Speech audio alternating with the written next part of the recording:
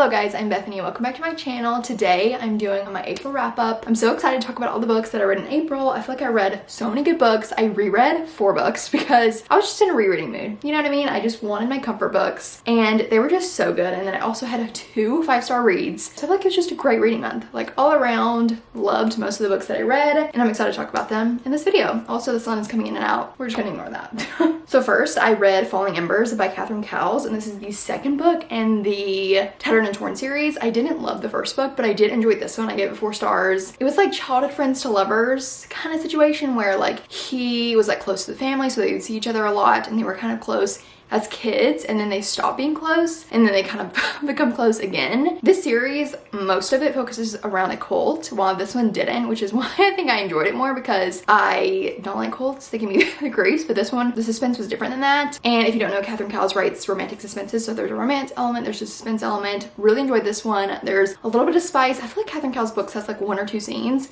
not too much. I do feel like I like the Lost and Found series more, and I'm very excited for her new release, but I did enjoy this. And I am curious and excited to see the rest of the series, like read the rest of the series. We'll see when I do that. I did read this in a reading vlog that went up a couple weeks ago, my spring reading vlog, so I talked about it in that as well, but it was good. I really enjoyed it, and if you want a romantic suspense, I definitely recommend Catherine Cowles. Next is my first reread of the month, the Happy Ever After playlist by Ide VI. I love this book so much. Obviously I reread it, but it had been like 2 years, I think, since I read it the first time. I remember loving it, binging it. I binged the Friend Zone series and I loved them so much.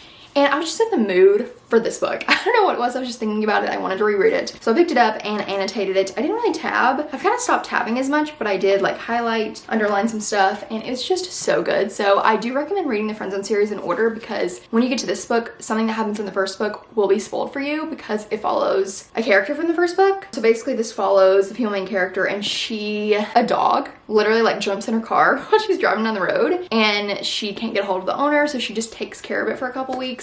And then finally the owner reaches out to her and she ends up taking care of the dog until he gets back from work, and he's a musician, so you're getting like celebrity romance. And Ide VI just knows how to write a romance. Like this was so good. It also wrecked me in a lot of ways, but I just loved it so much and I'm so happy that I reread it. I was like giddy and like laughing, kicking my feet.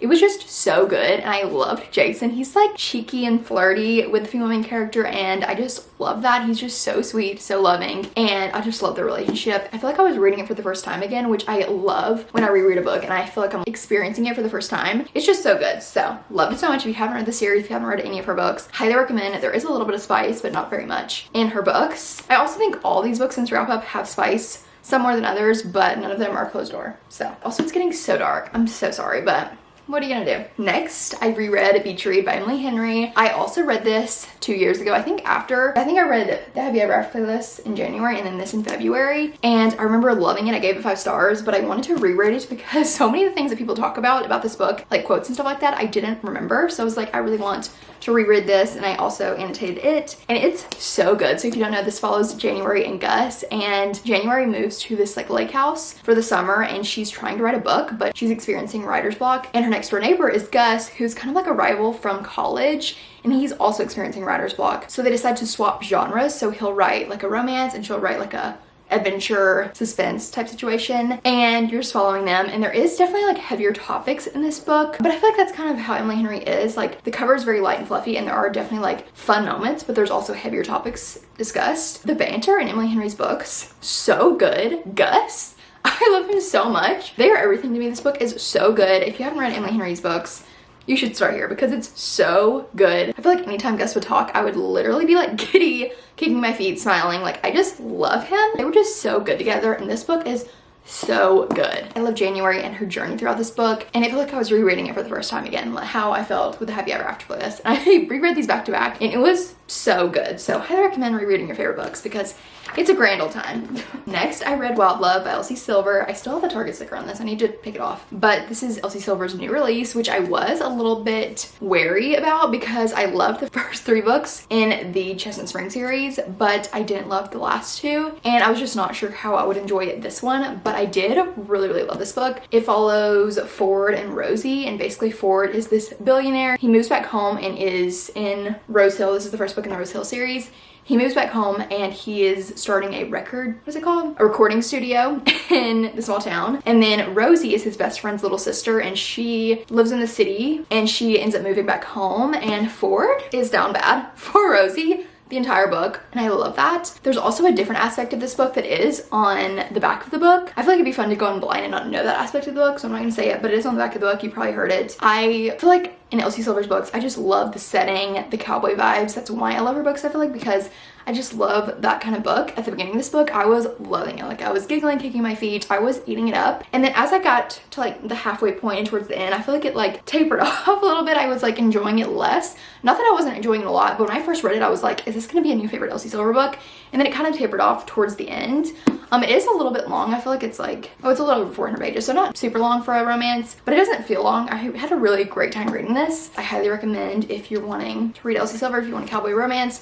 This is very spicy. Elsie Silver's books are very spicy. I always say that when I talk about her books. There's just a lot of spice in these books, and I just skip it because I just love the cowboy romance vibes. Also love the cover, it's stunning. So I gave this book 4 stars, and I also am so excited for the next book in the series. There is a little sneak peek at the end of this, and I cannot wait. I feel like I'm gonna love that book so much. So love this book, 4 stars, really enjoyed it. Next, I read A Love Like the Sun by Rhys M. Nilsson. And if you watch my vlog from when Zoe visited and we went to Ohio, we went to the bookshop in Nashville and we bought a book and we got like a free ARC, like a blind date ARC just gifted to us, which is so kind. And I got this one, and the summary sounded so good. I was so excited to read it. And then in April, I was like, this sounds really good. I'm in the mood for it, so I picked it up. And I love this book so much. It literally feels like fate. Like I was meant to have this book in that like little gifting situation at the bookstore because it's so good. This was a 5-star read for me, and I loved it so much. This is Best Friends to Lovers, a little bit of a celebrity romance. Basically, it follows, I don't know how to say her name, Linnea, and Isaac, and they're best friends. They've been best friends since they were kids, so like childhood friends.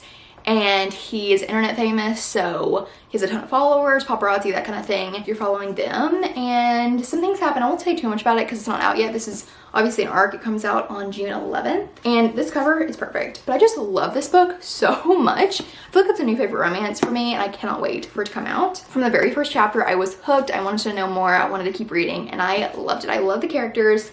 I feel like the writing is so good. I'm pretty sure this is her debut adult romance, and her writing is so good. I cannot wait for whatever else she comes out with in the future because this book was so good. I feel like I wouldn't be surprised if this summer this book blows up because it's so good, and I'm so excited for it to come out. Also feel like the title is A Love Like the Sun, and there were so many metaphors about sun and comparing it to love. It was like a theme of love being like the sun. Obviously Love Like the Sun, but like I liked how that title also was like a theme and like metaphorically written in the book. The pacing was so good, the slow burn was so good, and I just loved it so much. I feel like this is such a beautiful story, a beautiful romance, like so much more than a romance. And I feel like I will just never forget about this book. I loved it so much. I highly recommend it when it comes out.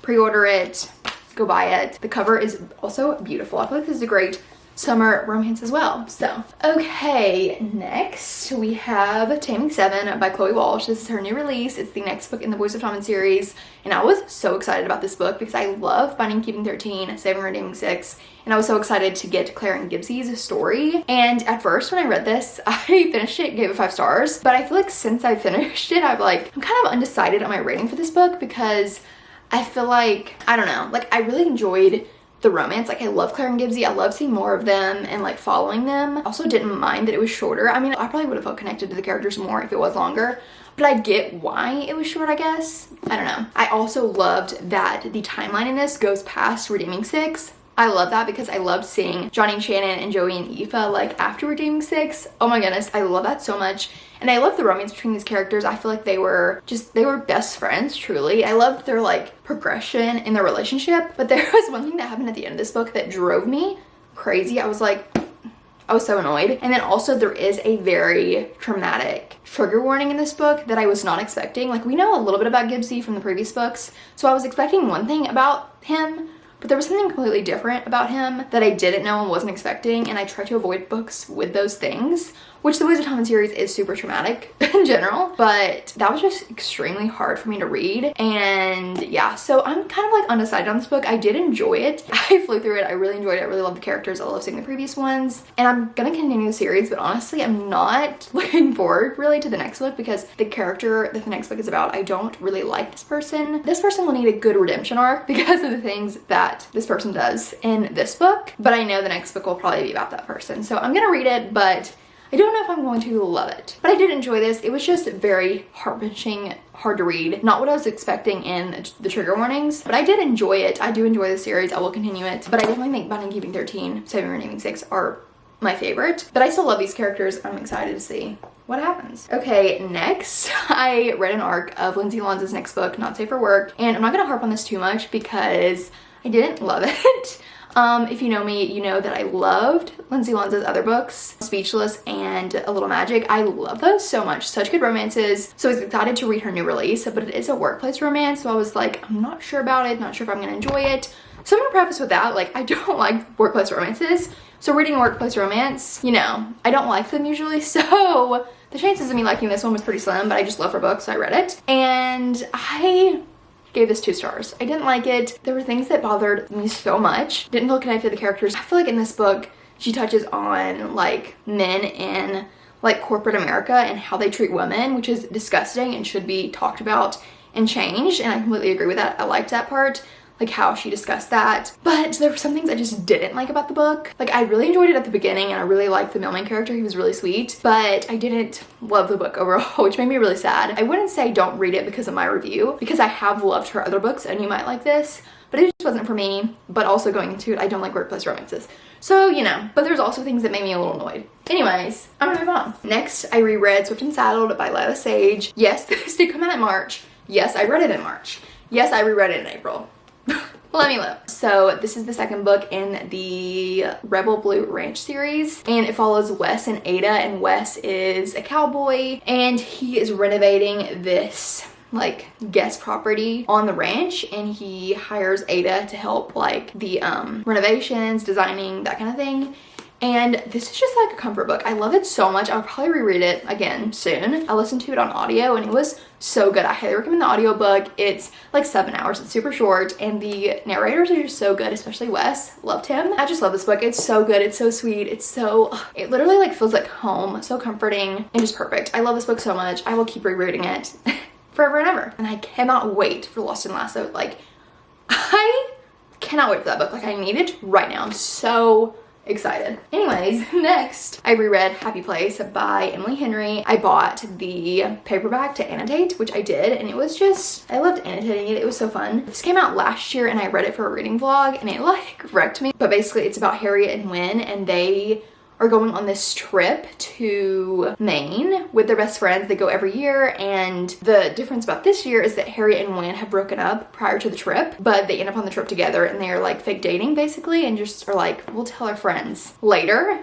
We'll just pretend that we're still dating. So you're following them, but there's a lot more emotion in this book, I feel like, than any of Emily Henry's other books. It didn't wreck me as much the second time because I knew what was gonna happen, but it was just so beautiful and heart-wrenching and so good. I just love Emily Henry's writing. I love this book. It's also so much more than a romance. It's about friendship and finding yourself and figuring out what you want in your life in your 20s, and like things changing and friends becoming family and like all that stuff. It's so good. It's so much more than romance and I highly recommend it. I literally wrote, it takes my breath away how Emily Henry can write like this. Like, it's so good. There's so many quotes in this that I literally was like, I cannot believe that she came up with those words and wrote them down. Anyways, I loved it so much. It was such a good reread. Highly recommend. There's a little bit of spice, or yeah, in this book. There's spice in all these, so. Okay, next we have Funny Story by Emily Henry, which is her new release. I did a whole reading vlog on this book and I loved it so much. I think this is my favorite Emily Henry book. So it follows Daphne and Miles, and Daphne is engaged to this guy and he breaks it off with her to go date his childhood best friend.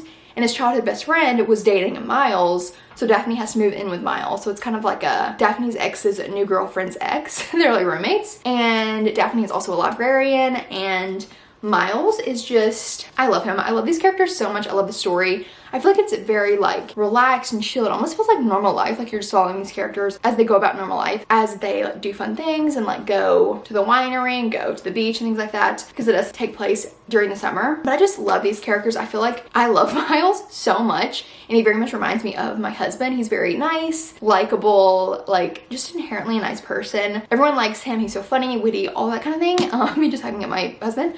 But also I feel like that's how Miles is, and he definitely reminded me of my husband. And I also feel like I related a lot to Daphne in this book. I also loved the roommates aspect of this. I thought it was so fun because I feel like Emily Henry hasn't done like a roommates type book, which I kind of love, like just seeing them like live everyday life as they live together. So it like starts with them like just being two people who are going through a breakup, and then they become friends, and then more than friends, and it's just so good. I love this book so much. I literally haven't stopped thinking about it since I read it. Like I literally cannot stop thinking about this book. It's incredible. Like go read this. It's so good. I feel like everyone has like their Emily Henry book, and Funny Story is my Emily Henry book because I just relate to it so much. I love the characters. I loved everything about it, and I already want to reread it on audio, which I plan to do because my local bookstore is doing a book club this month with Funny Story. So I'm gonna listen to it on audio before the book club, and I'm so excited. It's so good. Please read it. Also, Miles has tattoos, which I love, and a male main character. It also made me want to go to Michigan for the summer because it's so, like, it seems so beautiful there. The way they describe it, it just sounds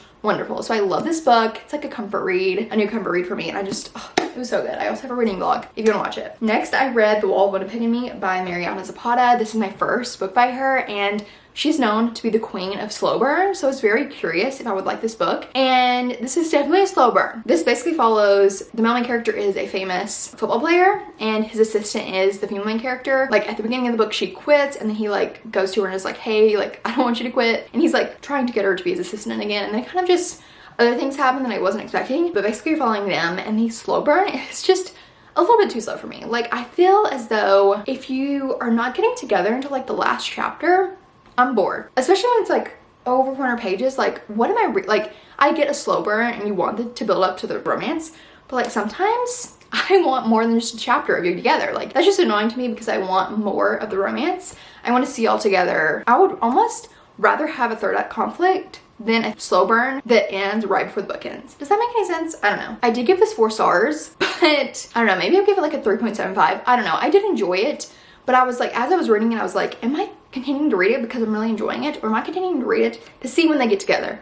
You know what I mean? I don't know. There is spice, one scene at the very end in this book. And lastly, I read The Ide VI by Robin Lee, and I gave this 2 stars. So I would just say, I'm not gonna harp on this too much, but I would say this is not a romance. Like I went into it thinking it was like a fun rom-com. It's not. So it's not following the setup and structure of a rom-com, because that's not what it is.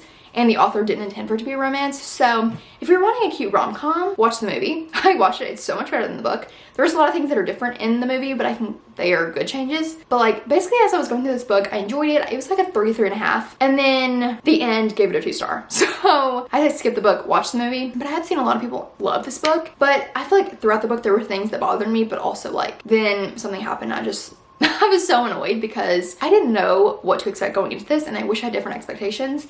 And truly, if I knew what was going to happen, I wouldn't have read it. Like I could say, if I knew what was going to happen, I would have read it higher, but if I knew what was going to happen, I wouldn't have read it at all. So, but I did watch the movie. It's very good. Highly recommend the movie. It's a great time. Also, I feel like there was a lot of loose ends that just weren't tied up, and there's so much spice in this book. So just skip it if you don't like spice. If you want a fluffy rom-com, this is not a rom-com. I would say more like literary fiction in a way, because it doesn't have the structure of a rom-com. Does that make sense? Okay, that's all the books that I read in April. I was trying to do this quick, but I feel like I talked for so long, but I hope you enjoyed seeing everything that I read in April. I am very excited for May and all the summer months because there's so many new releases coming out that I cannot wait for. So anyways, thank you for watching, and I'll see you very soon for my next video. Bye.